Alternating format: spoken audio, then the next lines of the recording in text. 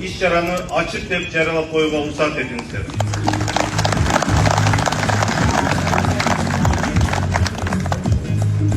Ордулуу талас жергибизде Кыргыз Республикасынын жаштар арасында өтүп аткан биринчилик старт алып, мына бүгүн жакшы оюндар тартууланып атат.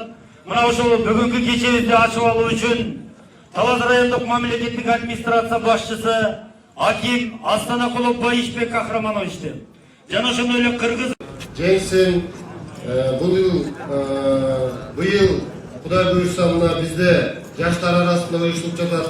Өзүңүздөр жакшы билгендей, 2026 жылы урматтуу президентибиз Садыр Нуркожоевич белгилеп айтып кеткенде, Кыргыз Республикасынын эгемендүүлүгүнүн 35 жылдык расмий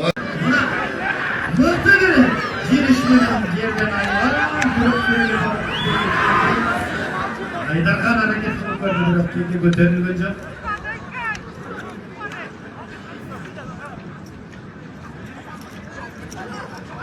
Айдархан айланды.